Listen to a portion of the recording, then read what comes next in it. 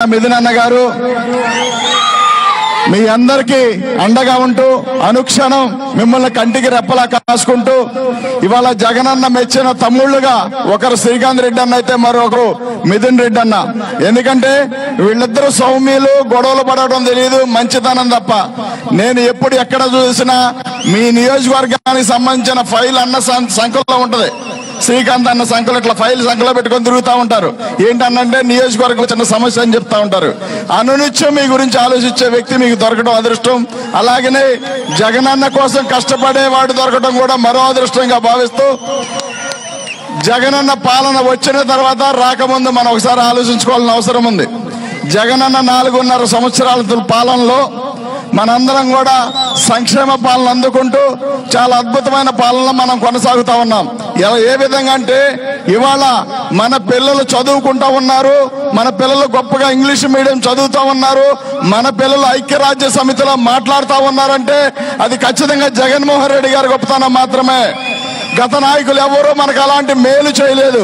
అదే విధంగా గతంలో గవర్నమెంట్ స్కూల్కి వెళ్ళి చదువుకోవాలి అంటే పిల్లలు ఇబ్బంది పడేవాళ్ళు, టాయిలెట్స్ ఉండవు, శుభ్రంగా ఉండదు, సరైన టీచింగ్ ఉండదు అని చెప్పి.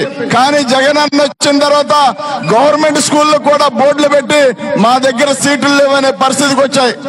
గతంలో నారాయణ చైతన్య కాలేజీలకు మాత్రమే పెట్టాలి ఆ బోర్డులు, కానీ గవర్నమెంట్ స్కూల్ కూడా బోర్డులు పెడతా ఉన్నారంటే అది మొత్తం జగనన్న గొప్పతనం మాత్రమే. గత ఏ నాయకుడు చేయలేదు మనకు అలాంటి మేలు. ఒక్కసారి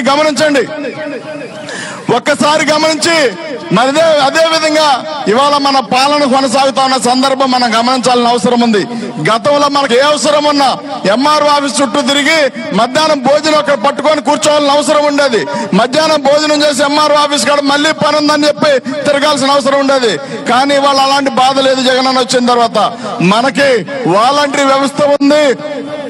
వాళ్ళందరూ వచ్చి మీ సమస్య ఏముంది, మీ సమస్య మేము వింటాం, మీ సమస్య ఏమున్నా మేము తీర్చడానికి ఉన్నామని చెప్పి వాలంటరీ వ్యవస్థను పెట్టి పాలనంతా కూడా మరి ఇంటికి పంపించిన వ్యక్తి జగన్మోహన్ రెడ్డి గారు. అదే విధంగా అవ్వాతాతలకు పెన్షన్ ఇచ్చే విషయంలో 1వ తారీఖు దాటకుండా పెన్షన్ ఇస్తా ఉన్నారు జగన్మోహన్ రెడ్డి గారు. అదే విధంగా ఈ నెలతో నెలకు 3,000 రూపాయలు, కంప్లీట్ గా 3,000 రూపాయలు చేసిన ఘనత కూడా జగన్ అన్నదే.